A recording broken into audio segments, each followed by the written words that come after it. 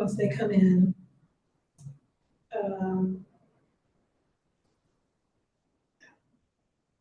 After February 11th. We would give you a month to turn in all your questions, so that then we could have a couple of weeks to get the answers and get them back to you to finish your scoring by April 2nd. So it breaks up that scoring period into 2 chunks. One period where there's a chance to still ask questions. Ultimately, April 2nd is our scoring deadline. So we picked March 11th if we're going to do the questions. And the potential pitfall to that is, you know, if only half of reviewers have actually gotten through all of the applications in the first month, would there, you know, might there be more opportunity if there was a longer period of time to be able to do that, which isn't really feasible with our timeline. Yeah, I think with me, I don't take the time to go ahead to ask those questions, and then when I'm scoring, I'm like, shoot, how could I ask this question?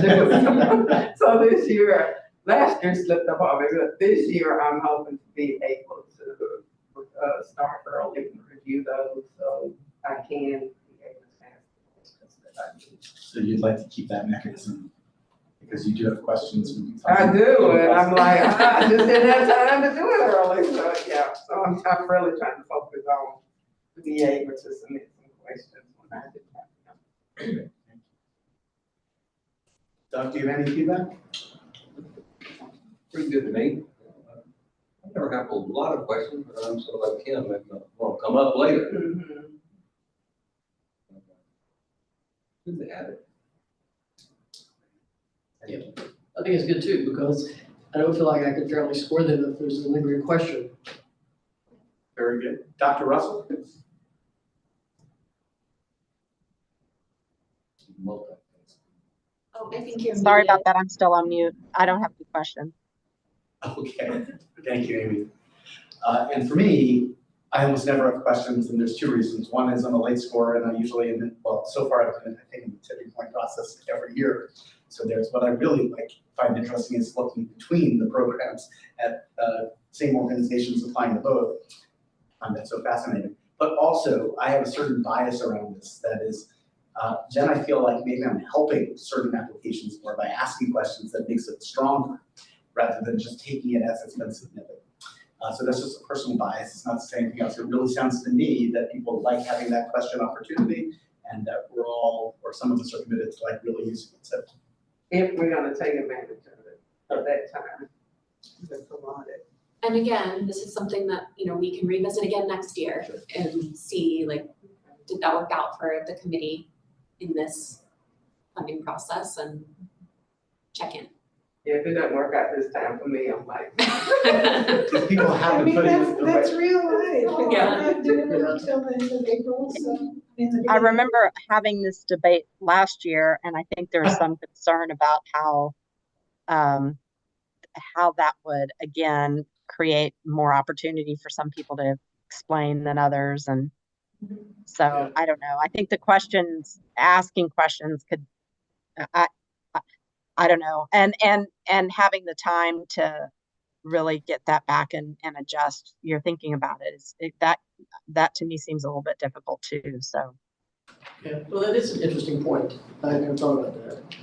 And I think in my grant writing years, this organization perhaps was one of the very few that ever gave me an opportunity to do that. So. And I probably have been the person who's made that argument in the past as well, because I'm usually pretty consistent. And to be honest, we can see the questions. Like if someone asks a question, other committee members can see it. It just doesn't seem like it comes up that much. So maybe if we have much more participation, then we can kind of look to see, well, did that, people who got questions, were they disproportionately represented there in a positive or negative way? So that would give us more information. Right now, it's not something I'm stridently opposing. I think if people want it, let's do it again and just see how, reassess it next year. Yeah. That sound okay to everybody? Mm-hmm. Great. The other thing that I'll mention just really quickly with the comment box for reviewers is we will download that information as well when we download all of the scores for each application. And that is information that will be shared with the entire committee, and can sometimes also be helpful as we move into funding recommendation process and having those discussions as a reminder of like, oh, this one didn't score as well, but why were the reasons? Like, what were the reasons for that? Or, you know, one reviewer scored really high for this and the rest were like medium to low scores. What stood out there? So that's just the final thing that I'll say with that comment box. And we can, if I remember correctly, see each other's comments, right? I think in the portal, we can see each other's comments. I feel like that's an Angela Scoring. question. Yeah, that's an Angela question. Okay, and the other thing we can do, and I know this because I do this, and when you said something about like, why were scores low here and others high, is sometimes we have different baselines. Like sometimes people are averaging 3, and sometimes people are averaging 4 across. As long as you're being consistent, it doesn't matter because it weights out, right? It weights out all. So, but I use that as a check on myself. Like I see where the other scores are coming in. If there's really a gap, I might give a check on myself to say, okay, let's take another look at this and make sure I'm where I want to be. Usually I am, but it's helpful for me to say, maybe I missed something. Thank you. All right, that feels like a good segue into the evaluation instructions. I know this is small on the screen, and small on your paper. I hope everyone can see it in some way. So, most of you will remember that you can go to buncombecounty.org/apply and get into the grants portal that way. It will prompt you for your login, which is going to be your email address and password that you set up. If you can't remember your password or need to change it, reach out to us and Angeline can help reset that for you. If you're a new user, and Angeline will go over all of this in the new member orientation next week, but if you're a new user, you will need to set up a new login. So, like Rachel said, the process is February 9th, applications close at 5 p.m. That's also a Friday. So staff will be downloading that information as we can, and hope to get all of that available, ready for you at the start of the next week. So February 11th-ish. We'll notify committee members by email that applications are now ready for you to review and score. And you will see them in your dashboard in the grant portal, which you can kind of see up here a tiny bit. It will say the process is FY 2025 strategic partnership grants. And it's also going to give you the organization name, the applicant first and last name, and the project name. And then at the very right of the screen, you're going to see a red exclamation point in a circle, and you can click on that, and it's going to bring you into your evaluation screen. So when you get into the evaluation screen, it's automatically going to put things side by side. So you're going to have on the left your evaluation, so that's going to be those 6 different components of the application that you're scoring, along with a 1 through 5. This shows 1 through 10, but that's outdated. It's 1 through 5 scoring options. And then on the right side of the screen, you're going to see the application. There's another way that you can get into that actually pops the application out into a new window as a PDF form. If that's easier, like if you'll have a dual monitor and you want to look at a PDF application in one screen and then have your scoring on the other screen, you can do that as well. You have then downloaded the PDF, so then you have 60 or 70 PDFs Right. that you may want to delete afterwards. I have Good point. more than Yes, good. my computer. likes. Speaking from experience. It's Yeah. really is. So in the dual screen, in the split screen though, you can scroll through both sides individually. So you can kind of see like, okay, the funding request is for $4,000. And it'll show, you know, the project plan answers on the right side, and then you can have the project plan scoring on the left side kind of lining up. There's also the reviewer comments box that we were just talking about, and that's where you will use that for any comments that you might have about the application. There is also the questions for applicant box, and that's where you're gonna put any of the follow-up questions that you want staff to ask and provide a response back. So just know that there are two independent boxes there. One for questions for the applicant and one for comments. And then once you complete the application or the evaluation, there's a save button at the bottom. You're gonna click on that and it automatically saves the scores. You don't have to complete all of your scoring for an application to save it.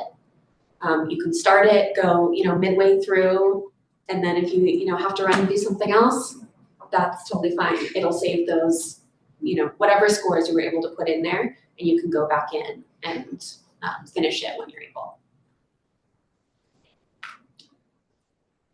And then there is the home icon at the top of the screen, which is going to take you back to the full list of applications. So your kind of dashboard window where you'll see all of the applications. It'll also show you, doesn't have it in here, but it'll also show you which ones have been completed by you and which ones you still need to do. You can click into those, the ones that you've already evaluated. You can click into the evaluation score, and it should show you other reviewers who have completed that evaluation, and kind of the average there. So you can also use the top menu to sort. So you can sort by what's completed or what's not completed, order by score. Sometimes that's Alphabetical helpful. order. Yeah. Exactly. And some folks have said in the past that it's helpful, like they create their own Excel spreadsheet to kind of track and sort how you want to do it. Some folks like to do it alphabetically. Some folks like to just leave it in however it's filtered I when think you. Angela will send out a spreadsheet with a list of applications along with it, right? Sounds right. I feel like that's a thing. Yeah, I don't remember that, but I've never used it, so it's entirely possible. but you can also use that spreadsheet, as your own individual kind of tracking mechanism if you want to create an extra column for your comments or questions in there before you put it into the grant portal. I've heard that from other folks. So that is generally the evaluation process and the system that we use. Again, we have the kind of more in-depth look and orientation next week that Angelin will provide with all the technical aspects. It's pretty straightforward, pretty simple, but we're also available for any questions that you might have. Happy to help either specifically with tech questions, like getting in here and using it, or if you're like, ooh, I'm looking through this application and I'm not clear on exactly what they're trying to convey here or how they've presented this or how I should be looking at this. We're also happy to help you kind of walk through that and talk through options there. And the other thing with the scoring is we do provide a budget form. It's an Excel spreadsheet that staff puts together in the application. And we are requiring organizations to use that. It's in the grant guidelines. We've tried to communicate that clearly. And it's a pretty simple proposed revenue and proposed expenses project budget for this specific grant funding. If you have any questions as you're pulling those up, downloading them, looking through them, staff is happy to walk through those. We also, as staff, will go through every single one of those project budgets to make sure that there aren't any glaring issues there, because that's a really important component of this work. And we have seen those, we've seen hundreds of those at this point, maybe more. So we know what to look for there. And we'll try to front load our budget review so you can see our notes by the time we get to those. I have a Any- question, Yeah. actually, and I think it's a dumb question, and I just don't remember it. But we talked about our focal areas, like the county's strategic areas, and then how, we also talked about geography, but that's actually not a question. But in terms of those areas, are they self-selecting that area? Are we imposing that area? I apologize that I don't actually remember this. Yeah, so we do have, we do ask them to self-select in the application process for like the main focus area, and then we have subcategories. And then again, staff will look through and make sure that it's actually the right fit, the right match as we're kind of honing in on the funding recommendations. But we obviously want to make sure that folks have that agency to self-select that. Thank you, Sarah. I think we've also discussed when we're like evaluating, like how the money is portioned, what about things that check two boxes, and how do we do with that? It's not really a judging consideration, that's a back-end consideration. But I remember having that conversation in this room. It's complicated. There's a lot of intersectionality and crossover and, you know, between like geographic areas served and priority areas, focus areas. You'll see a lot of folks will, you know, self-select one thing in their application, but actually then talk about all of the other ways that they're working on the different focus areas, which is fair and accurate, and that's the work that they're doing in our community. So again, that's a great opportunity to kind of like have that unbiased lens and see like, oh, it's not binary all the time. It's a frequently asked question in your consultations where groups are saying, what's the best one for me to apply under? There's no wrong answer, and we just coach them to kind of think through what seems to be the. I think there is a right answer, actually. You know, if I was coaching someone like in a subjective way, which you can't do, it would be, you know, if it authentically can position one that has fewer applications, I don't know, it might benefit the application. I'm not saying you should be saying that to people, because that would, but Is if I that the if right answer? I was a little consultant on the side, that's probably what I would say. And you look like you have something. Oh, I'd say the same thing. You gotta say- I'd say exactly the same thing if I was consulting with someone. Didn't we also have conversation around if they used their own budget form, that was gonna be that we were going to? Yeah. So you're gonna take it out, so you'll kick those out, we won't see those if somebody uses their own budget form. Which is part of why we don't put everything in your bin the first day. And if they are ineligible for some other reason, we can identify right away, we'll pull it out and not put it in the bin yet. We're also doing a legal review as you guys are doing your scoring. So if our attorneys, they might halfway through get to something and say, ooh, that's not a public purpose, that there's an issue with authority to fund that as a county government, you might hear from us later about something to check out. And that does happen. It does. It does. Yeah. And that is one that takes a little bit longer sometimes. We try and get that done as quickly as possible. And so, you know, they're The attorneys were looking at each one to Right. to check it. individually. They just think one size fits all answers that they'll get, like, our charter school is eligible for grants.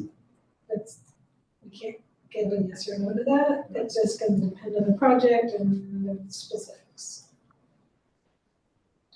But we will notify the committee if any applications need to be pulled retroactively. because of the legal review or anything else. Thank you for I have a that. couple questions. Hi, Dr. Russell, please. Hey there, it's sometimes hard to hear everything that's said, but last year we got a spreadsheet with the categories. We will get that again this year too. I found it just helpful in organizing the work I was doing. Are we going to get that again? Yes, I think so. I've just emailed Angela to check on that. Okay. And another question, I believe I will have a conflict of interest with an applicant because my job has changed. What will somebody guide me in how to handle that? Great question. Thank you for bringing that up. Yes, so conflict of interest is something that we do make sure that the committee is aware of and acknowledging. So if you are going through and you see an application or you get that spreadsheet from Angela that has all of the applicants, and you see, oh, this organization I either work for or I am on the board or I volunteer or whatever that conflict of interest might be, we do ask that you notify staff as soon as possible so that we can just make note of that. It's still fine, you know, the answers are just gonna be weighted with one fewer reviewer potentially.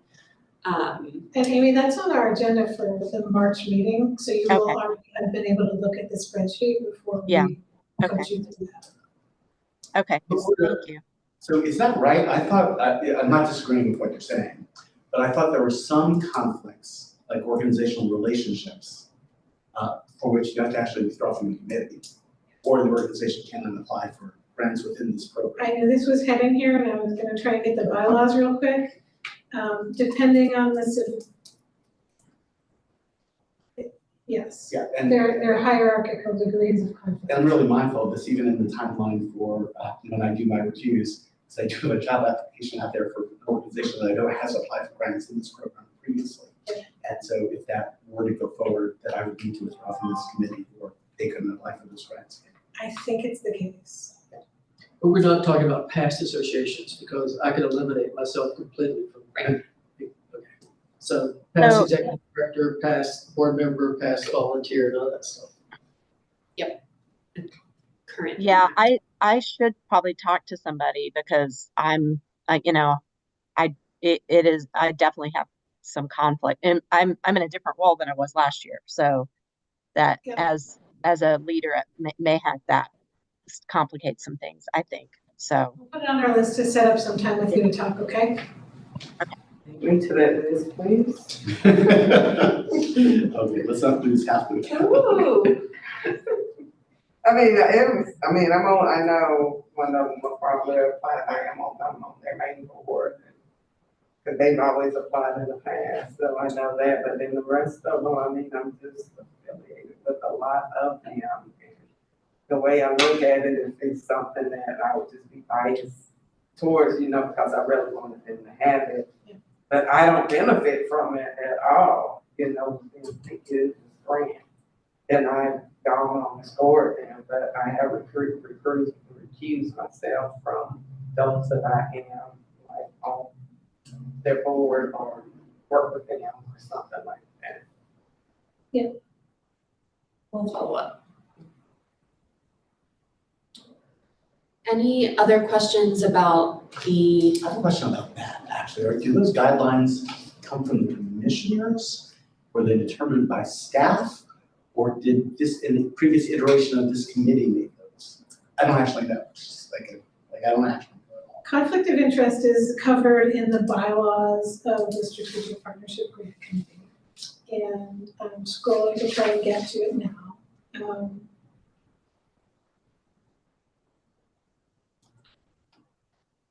One second. And Rachel, as you do that, I'd love to hear them too. But were the bylaws determined by staff and then approved by commissioners, or just determined by staff? So the bylaws were established when the committee was established by county attorney I see. and Sure. authority given to this committee. Mhm. Now, when the commissioners established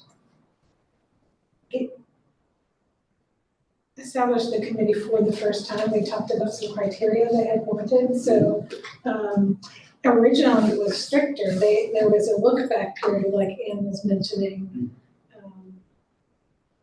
for So- previous and service. totally But respect- we as a committee updated the bylaws in December 2022. And, can revisit that again if it feels like something the committee wants to discuss. It currently says that committee members shall not serve on the board of directors of an applicant or grantee or receive financial benefit through any grantee organization through employment, contracted business, or services that include financial gain. So we'll look at that definition with Ken and with Amy and see if that takes you to that point where we have to make a decision about committee eligibility. And if the committee says we want to revisit our conflict of interest procedures in general, that could be up for discussion. I think that would be a great item to have at an annual meeting, because it both reminds everybody about what those are, and as the committee shifts and changes, if there is a sense of the committee that we want to make a recommendation, or however we would do that, that gives the opportunity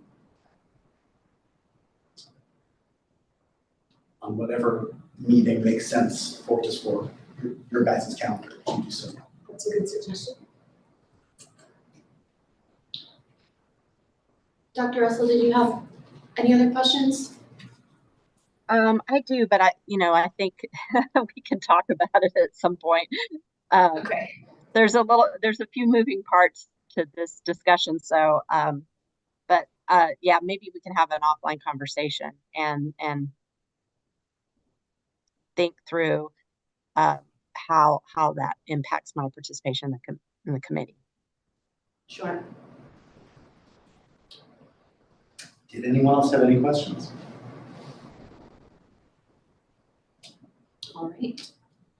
So then the last document that we shared is the grant recommendation process. And this is something that, again, we will definitely revisit this as we move forward with the funding process. This is not something that we need to get in the weeds about today, but I did want to give an overview just so that folks have an understanding of how this works.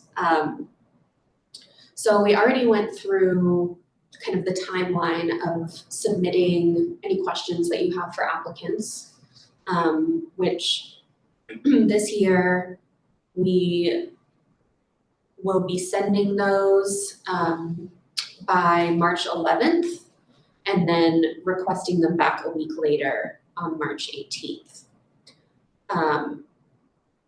And final scores are due by April 2nd at 5 p.m.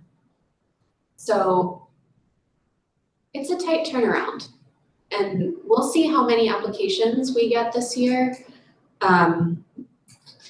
I looked in the grant portal today before this meeting. We only have 2 submitted applications and 18 in draft, but we know from experience that the week that they are due, next week, they will be rolling in quickly, rapidly towards the end of that week. A lot of them on Thursday and Friday. So there's really no way of knowing at this point how many applications this committee will have.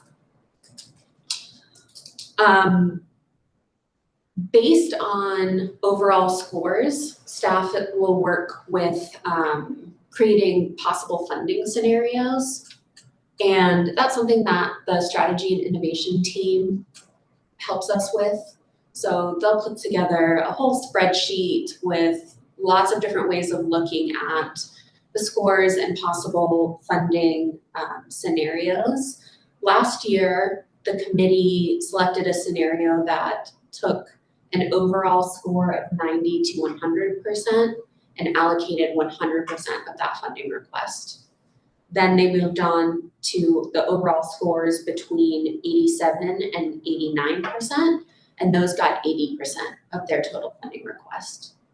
And then any overall scores of 86% or below did not receive funding. And that was me saying this is a very oversimplified definition of the process. It took a lot of time to get there and multiple meetings of looking at different funding scenarios and different ways of looking at the data. So that is something that we will definitely be spending our time doing mostly in April. We'll either have 1 or 2 committee meetings that month, depending on how far we get with funding recommendations. And then again, we did have the cap of $80,000 for a request for applications this year. So that's something that y'all have required and we will be taking into consideration. And just as another reminder, this past year, the committee selected 23 projects total for funding, which was a little bit of a lower number than years prior. But the reason for that was that all of those projects were funded at 80% or above of their request, whereas in years prior, there were lower percentages of total requests funded, down to like 60 or 50% for some organizations. So there was a conversation about that last year that led to that kind of lower number, but more funding to those organizations. And that, again, is something that can be part of the discussion this year. And just to capture it for, was everyone part of that? I actually don't recall. But the thrust of the conversation was by giving 70%. I think the previous year maybe some things were at 70%, or certainly a couple of years ago, that we're changing the nature of the projects, like it's 70% funding. And so the top rated ones were giving 100% so they can do the projects as described, that we scored in that way, as opposed to needing to bridge projects and be something else with funding that wouldn't be adequate to fund what they had asked for. Yep. But of course that could change with every committee. Yep, and partial funding is certainly something that tends to be a regular practice in these funding decisions and recommendations. If it does get down to, you know, half of a total project request that the committee is looking to fund, staff then does go back to the organization and say, A, will that work? Do you even want that? And B, how would you propose restructuring like the scope and scale of this project with this amount of funding? So it's definitely more of a process and a larger conversation when that ends up happening. But again, this is all kind of down the road. We can definitely get into the weeds about that. Sarah, when that used to happen, were the scores, like, did the committee look at the redefined project?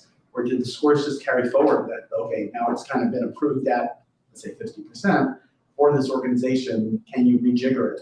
Did the committee then assess that rejiggering? Like, would that be even something we like re-vote on or rescore? That happened, I don't believe that that was part of the process, mostly because it wasn't changing the spirit or overall nature of the project.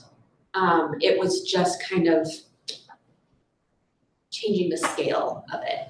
So, you know, if you receive half of the funding that you had proposed for this project within the project plan, like what are you actually able to deliver with half of that funding? Is that even a possibility? And then I think what happened, like my first year, we scored, and then we had to come back and determine how much money. And then we took the average of everybody's suggestion and stuff. That was more complicated. Yeah, it was so complicated, It's so just- then I think we ended up there, the next year after scoring and stuff. I was just looking at the committee's roadmap for this year, and the April meeting says something about homework assignment, and I'm like, what is that? I think it was from the previous year, so Yeah. just didn't write over that part, Mhm. where everyone brought the spreadsheet home and filled in how much they were gonna give to each group. It was a really was. fascinating process. This but was it my was first year, and I was complicated like, to is remember this what I that. gotta do every year? I think that was the year before me. Boy, did I oppose that. Yeah. Any questions or other thoughts about the funding recommendation portion of the process? And again, we will get into this on a much deeper level once all of the applications have been evaluated. Dr. Russell, do you have any additional questions or comments? I do not. Thank you. So that is kind of the bird's eye view of what we're gonna be looking at as we move into this next portion of our work as a committee. And of course, staff will keep everyone updated as the application window closes, and keep an eye out in your email for those spreadsheets with the downloaded list of submitted applications. And if you have any questions, we are here. Doors are always open. Please feel free to email or call. Happy to help work through anything. And thank you, huge thank you, because this is it's a big undertaking, and that's not something that we overlook. It is a huge undertaking that has a positive outcome in our community. So thank you. And thank you, Sarah. That was a wonderful overview. Yeah, thank you so much. All sorts of stuff. Thank you so much for doing that, doing it so well. If you look at the agenda, I think you've already made that announcement. And our next meeting is March 7th at 1 p.m. right here in this room. Does anyone have anything additional to ask or to bring up? I have one other quick announcement, Oh, and it's yeah. something fun. Kim and I have talked about this, picking my brain previously. Our committee has talked a lot about trying to figure out and assess what is the participation of minority or BIPOC, Black, Indigenous, people of color led or serving organizations. Recently, Putnam County went through a equity audit, and this was associated with the reparations process, where an outside firm came and looked at all kinds of practices throughout departments and operations of the county. And when they came to strategic partnerships, one of the things they wanted to know is how many, for lack of a better term, BIPOC nonprofits apply for funding from our grant programs and how many receive it and to what extent. And we had no data to provide because we don't have a working definition of what exactly a BIPOC nonprofit is. Yeah. Is it the makeup of, is it the founder? Is it the board? Is it the leadership staff? Is it the personnel? Is it who they serve? Is it what they do? Is it their mission? So we have an ad hoc, kind of like a focus group of nonprofit partners, being a think tank with us, trying to come up with a definition, because there's not one prevailing definition out there when you search it up in the field. So we've decided to make an attempt at coming up with a definition that works for us here and trying it. So we hopefully during this grant cycle, we'll be able to add that information into the mix. I don't want to rush the process, and it's certainly complicated, and it would be ideal to have it ready before we make funding recommendations, but regardless of when we exactly get our definition decided on, we do want to do it in a co-creating, inclusive way with the nonprofits that identify as BIPOC nonprofits. So that's a process improvement in our way that's been challenging and energizing kind of set of conversations. Thank you, Rachel. So when you described the contact list, you said BIPOC led and BIPOC serving. This was earlier. And I wrote that down because I thought that was such an interesting description of a contact list. BIPOC led organizations and BIPOC serving organizations. And what exactly, how do you know when to check a box on an organization as a yes, no on that? And then So, if I might, not being in the conversation, maybe make a suggestion. yes, So the place where that really can go then is some coaching around languaging that appropriately in the application as it exists, so that in our equity scoring, it's obvious, as opposed to layering it on top of it afterward if it's not obvious. It's related to equity, but it is also a separate thing. For Explain equity, that. the way our equity question works now is, to what extent is your organization incorporating equity practices into your work and into this project? Describe that. Mhm. This is more of a demographic attribute of the organization. We want you to have that information. It's just like, what zip code do they operate in? Are they by PubMed? Those are sort of facts, as opposed to something that is scored like for equity work. Maybe I know you're really interested in the topic, and I want to maybe invite you to continue talking with me and this group about it.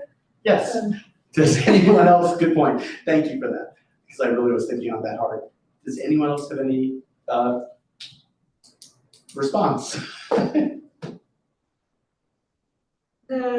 For me, it's about that we're having this conversation, and we're getting this, our partners are willing to come up with something to test out. It's not going to be perfect, but the harm that happens by not having any data at all, we feel like we should address by attempting to have some data. I totally understand. I'm not arguing with you. I'm just trying, what I'm thinking through in the moment is like, what's gonna most successfully incorporate that in a way that then doesn't show a bias that might be problematic later on, which is to incorporate it into the systems that exist, which might mean, say, shifting the equity question Sure. to include parts of that, so then it's just part of the objective score coming out, that diversity is included in that, rather than layering it on afterward, which can be difficult in different ways. Yep, all of that. Our work being equitable is ongoing. And I see like our resources to help nonprofit organizations be better equipped to successfully apply for and manage the funds Yes. as equity work.